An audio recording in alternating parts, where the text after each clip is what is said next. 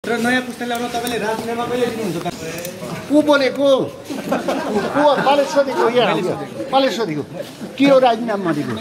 के हो पुस्ता भनेको? त्यही त नयाँ पुस्ता तपाईहरु यो नो थाहा छ? हो राजनीतिमा पनि कुनै पुस्ता भन्ने हुन्छ, राजनीति नेतृत्वमा पुस्ता भन्ने हुन्छ। If you have any dream to achieve, you are young. If you don't have any dream to achieve, you are not a young. जसित सपना छ ऊ राजनीतिमा युवा हुन्छ, जो सपना छैन युवा हुँदैन। भारतमा चाहिँ नि 80 वर्ष बाँधेको मान्छेलाई नेता मान्न हिँड्ने, चीनमा 80 वर्षकालाई नेता मान्न हिँड्ने, रसियामा 80 वर्ष लागेकालाई नेता मान्ने, अमेरिकामा 54 वर्ष लागेकालाई नेता मान्ने, उमेरका कुरा गर्ने कि सपनाका कुरा गर्ने? पार्टी सभापतिले राखिराख्ने त अब शेरबहादुर देउवाललाई को भनेको र न्यु खोजेको नचाहिने कुरा को विशेष महाधिवेशन हुन्छ अब यो मङ्सिरमा।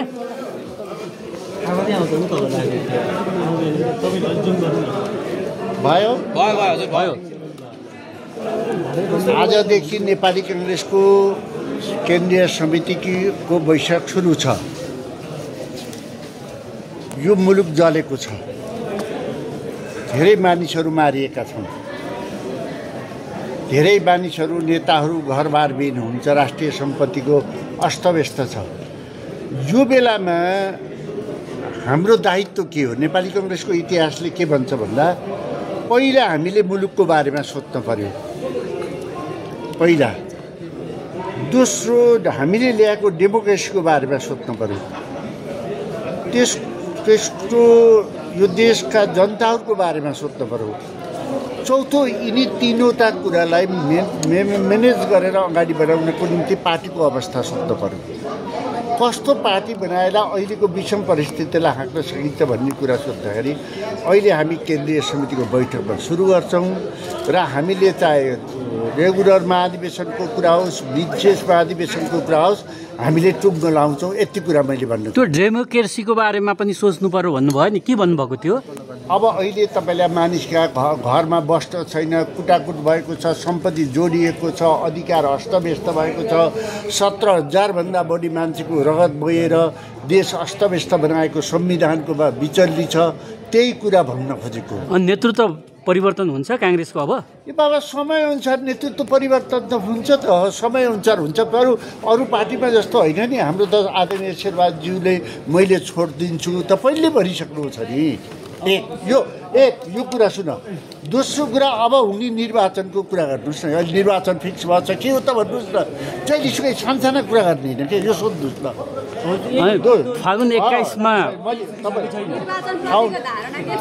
यो भन्नु अहिलेको नेपालीहरूले पहिला प्रवृत्ति परिवर्तन हुन पर्यो नि, प्रवृत्ति परिवर्तन हुन पर्यो। हामीले 8 वर्ष लगाएर संविधान बनायौँ, 2 वर्ष संविधान सभाको चुनाव गराएर बनायौँ। त्यो संविधानमा दुईटा अप्ठ्यारा देखिए। एक, यो संविधानबाट स्थायी सरकार बन्न सक्दैन। दोस्रो, यो संविधानबाट 40% समानुपातिक नेताहरूले राख्ने कारणले गर्दा जतिसुकै कमजोर नेता पनि यो संविधानमा त बलियो हुन्छ र भनेको के त्यो निर्वाचन प्रणाली परिवर्तन गर्नुहुन्छ अब? सिन्डिकेट हुन्छ।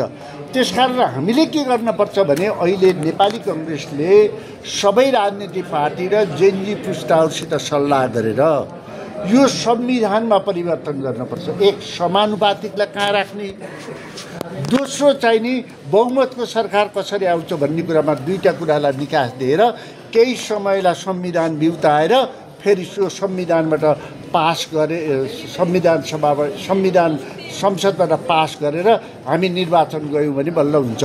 यही निरन्तरता हो भने यो विकृतिसँगै जान्छ र यसले भ्याली पनि निकास दिँदैन। हामी बिग्रन त 3-4 वर्ष लागेको थियो।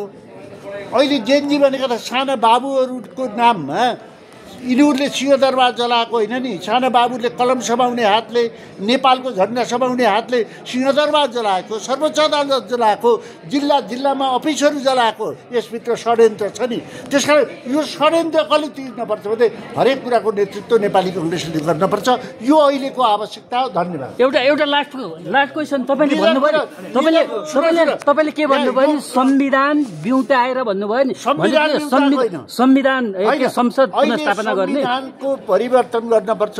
यसै तरिकालाई निरन्तरता दियो भने यही प्रवृत्ति आउनका निम्ति चुनावले के गर्छ त? गर्न सक्दैन नि। त्यसकारण यसको रोग छ, दुईटा रोग।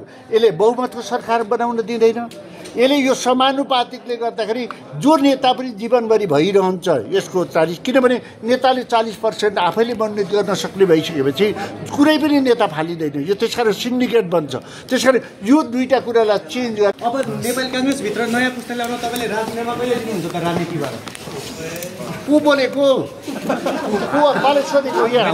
कसले सोधेको? के हो राजीनामा भनेको? के हो पुस्ता भनेको? त्यही त नयाँ पुस्ता तपाईँ यो नो थाहा छ? राजनीतिमा पनि कुनै पुस्ता भन्ने हुन्छ?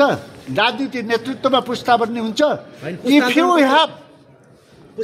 you have any dream to achieve, you are young. If you don't have any dream to achieve, you are not a young. जसित सपना छ ऊ राजनीतिमा युवा हुन्छ, जो सपना छैन युवा हुँदैन। भारतमा चाहिँ नि 80 वर्ष बाँधेको मान्छेलाई नेता मान्न हिँड्ने, चीनमा 80 वर्षकालाई नेता मान्न हिँड्ने, रसियामा 80 वर्ष लागेकालाई नेता मान्ने, अमेरिकामा 54 वर्ष लागेकालाई नेता मान्ने, उमेरका कुरा गर्ने कि सपनाका कुरा गर्ने? रङ प्रश्न तपाईँ पार्टी सभापतिले राखिराख्ने त अब शेरबहादुर देउवाललाई को भनेको र न्यु खोजेको नचाहिने कुरा गर्ने?